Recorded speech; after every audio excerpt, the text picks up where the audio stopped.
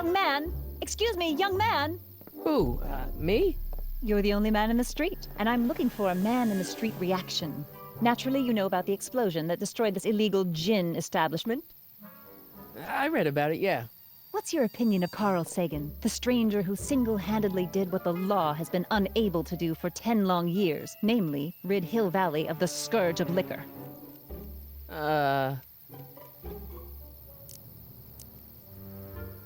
You can mark me down as a supporter. The young man said, flashing a boyish yet virile grin. Hill Valley needs more upstanding youths like yourself. Do you have a message for the vicious gangsters who still roam these streets, no doubt plotting to corrupt our citizens with another den of booze, sin, and debauchery? Yeah, tell them, go ahead, make my day. Make your day what? Never mind. I'll play around with it and see if I can come up with something better. Mr. May I get your name? Yeah, it's... Sonny Crockett. Thank you for sharing your candid opinions, Mr. Crockett. Edna Strickland, Hill Valley Herald. I know, I met you back. I'm familiar with your work. You read my column? How sweet! I know it's just an etiquette column, but I believe it'll lead to bigger and better... Oh! Einstein, no, down, boy. Is this wretched creature yours? He assaulted me once before. What's got into you? Aggressive dogs must be kept on leash at all times. It's the law. Look it up. Doc, I gotta find Doc. Capone Tone here, and welcome to part 3 to my Back to the Future the Game walkthrough for episode 1. The first thing we're going to need to do in 1931 is to head down the street and head toward the correctional facility. You can also check out these other places if you want, but there's really nothing important going on, so you might as well just head to the jail cell.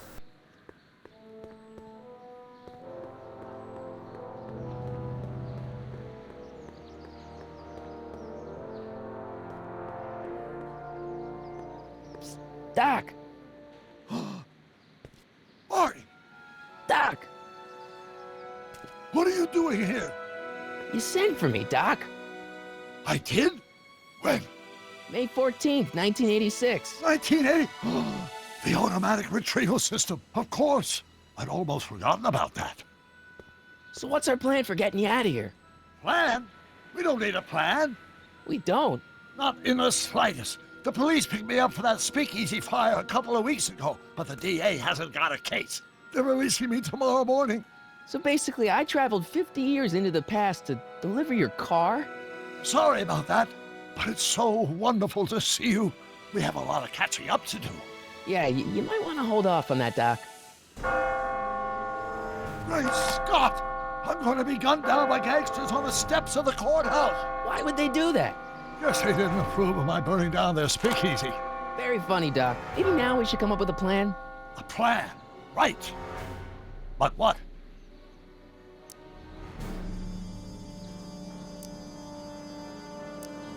Why don't we tell the authorities? Tell them what? That my friend from the future has proof that I'll be murdered tomorrow? They'd ship us both off to the loony bin.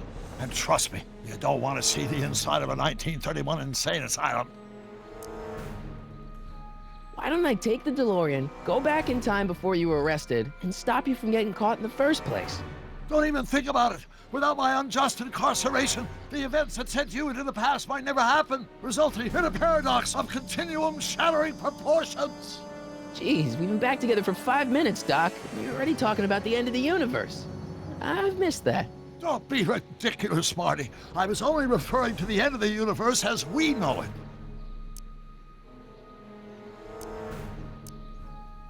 Well, I suppose I could just get some dynamite and break you out of jail. No, that's far too dangerous. Not just to me, but to random innocent people in the past. The repercussions could be... That's it! What's it? My rocket-powered drill. You have a rocket-powered drill? Not yet. I haven't built it yet. You've lost me, Doc. Listen, a few months ago, my 17-year-old self sent in a patent application for a rocket-powered drill. I abandoned the project after I never heard back from the patent office, but the prototype should be nearly complete. Great, I'll just run back to your lab and... No, I said nearly complete. You'll need me to help you finish it. How the hell am I supposed to sneak a half-finished rocket-powered drill into your cell? Not me. 1931 me. Wait a minute, Doc. You want me to convince your 1931 self to build a rocket-powered drill to break you out of jail? Precisely. Okay, let's say I go along with this crazy idea. Where can I find you? I mean, the other you. How should I know? It was over 50 years ago. Why don't you go over to the soup kitchen next door and give my house a call? They'll know where to find me. Soup kitchen. Got it. Just stay away from the soup. It'll cause irreparable damage to your digestive system.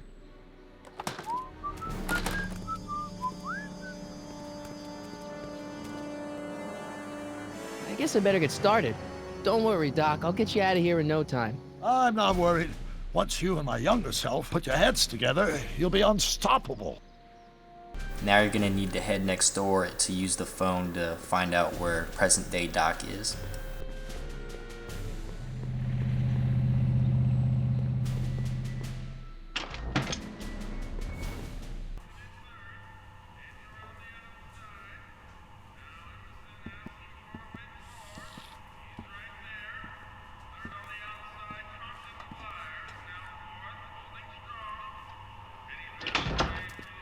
McFly! Biff? Kid! Grandpa? That's Mr. Tannen to you, Artie. What are you doing out here? Well, I was getting kind of hungry, so I figured I'd come down here for some free soup. Just thought I'd come down for some soup. Think, McFly. The DA's throwing around subpoenas like Babe Ruth. I don't think Ruth's a pitcher anymore. Shut it. If one of those subpoenas landed in the hands of my number cruncher, I'd be in a whole lot of trouble. I could even get sent up the river. You wouldn't want that, would you? Would you? No, of course not, kid. All right, that's better. What are you looking at, punk? Keep your eyes on the soup, kid. Well? Well, what? What are you still doing here? Sorry, kid. I'll just run back to the safe house. You do that. And McFly, Yes? that hat's too flashy. You better let me hold on to it. Now scram! You got it, boss. And don't come out until I give you the all clear. I swear, if even one of you mooks could add 2 plus 2 without your fingers, I'd dump that wimp into the lake. Hey! Anyway, I'm off to make myself irresistible. Don't let anyone burn down the shop while I'm gone.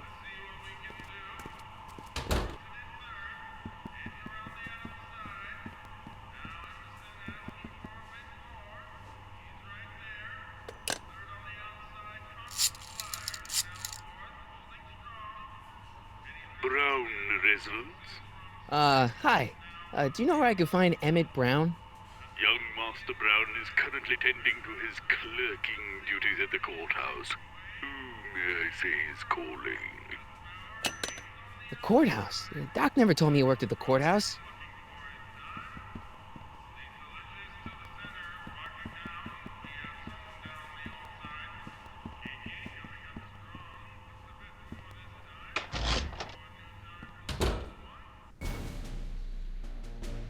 Next on our to-do list is to head toward the courthouse, and you may run into someone familiar.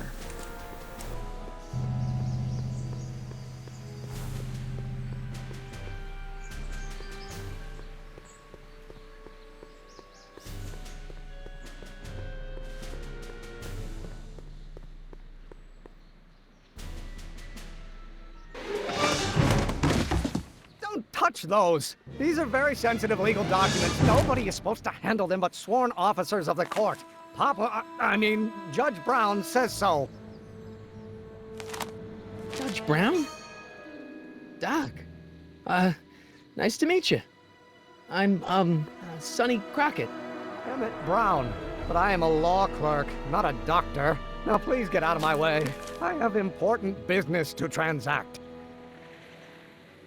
Naturally, You don't have to do this now, but get out your tape recorder and record Doc's mumbling.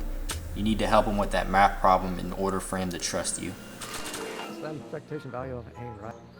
Oh, think, Emmett, think. H to the A multiplied by the inverse of A. H to the A multiplied by the inverse of A.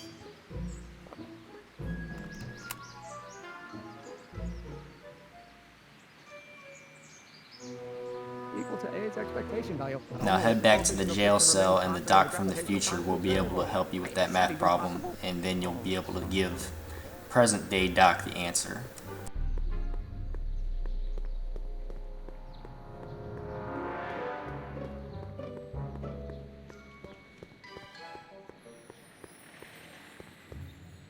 Psst, Doc. Marty, have you found my younger self yet? So, Doc, does this ring a bell? Oh, think, Emmett, think. H to the A multiplied by the inverse of A. H to the A multiplied by the inverse of A. Good grief! Is that me? I sound so... Young? I was gonna say intense. I forgot how wound up I used to get. Yeah, but what are you muttering about? Oh, that's easy. It's Ivanov's conundrum. Just tell my younger self that H equals a Hamiltonian operator. Won't giving him the answer mess up the time stream? Only if it turns out that reality is actually nothing more than a holographic illusion created by the interplay of subatomic particles on a vast two-dimensional membrane. So... It'll be fine. Guess who I bumped into at the soup kitchen? My grandfather. No! Don't worry, I didn't talk to him or change his future or anything. Good. I wish I could, though. This era's tannin is treating him like dirt. Don't worry. If history plays out as it's supposed to, he'll soon be out from under Kit Tannen's thumb and free to live out his life as a humble accountant with your grandma. What was her name again? Sylvia. Right, Sylvia. Hang in there, Doc. Not the best choice of words, Marty. Now head over to young Doc and give him the answer to that math problem. If he actually went through this whole process, young Doc is kind of stubborn, and he wouldn't even admit that he was trying to be a scientist. He's just saying that he was practicing law the whole time. Speed relative to the speed of light. Listen, Emmett, you don't know me, but I'm your friend. I'm not big on friends. They get in the way of work. Maybe H equals the Hamiltonian operator. What did you just say? I said maybe H equals the... Hamiltonian operator. Yeah! Great Scott! If H is a Hamiltonian, then H to the A multiplied by the inverse of H can only be the same as the expectation value for A. That's it! That's the solution to Ivanov's conundrum, the problem I've been wrestling with in my head all week! I'm sure you would have figured it out by yourself in a day or two. The way you figured out how to build that rocket-powered drill. Where did you learn so much about science? Well, it's like this. You know about my rocket-powered drill? Then there can only be one explanation. What? You're from the patent office. I confess I didn't quite know what to expect when I sent the paperwork, but I never expected this. Welcome! I'm at your service. What can I do for you? Can I see your rocket-powered drill? Of course, of course. Naturally, it's just a scale model, but it's nearly operational. I can show it to you, say, first thing in the morning. Nah, that's no good. I need to see a full-size model. That's fully operational. Tonight. Otherwise, we'll have to award the patent to a competing inventor, Dr. McCoy. It can't be done. I mean, it might be possible to construct a full-size working model in that time frame, but I haven't got the main ingredient for the fuel. I'll get it for you. What is it? 190 proof grain alcohol. And you know how difficult it is to get a hold of alcohol these days. Especially now that someone's blown up the speakeasy. And besides, there's no way I can get off work until I've delivered the subpoena. It's part of the investigation into the business affairs of Kid Tannen. Is it vitally important you see that rocket-powered drill today? Yes. Is it vitally important you deliver that subpoena today? Yes! Listen, I'll help you deliver it, and I'll see to it you get the alcohol you need. It'll help you get that drill finished by tonight. Deal? Deal. Here's the subpoena. I've got to subpoena my grandpa? It's Kid Tannen. Hey, I just saw him at the soup kitchen yelling at Arthur McFly. I'm not surprised. Arthur does the books for his business. What kind of business? That's what the DA is trying to find out. Let's go talk to him. No! Why not? Kid Tannen can tell us where Arthur's hiding. Yeah, well, he can also have us fitted for a Chicago overcoat. And that concludes part 3 to my Back to the Future the Game walkthrough for episode 1.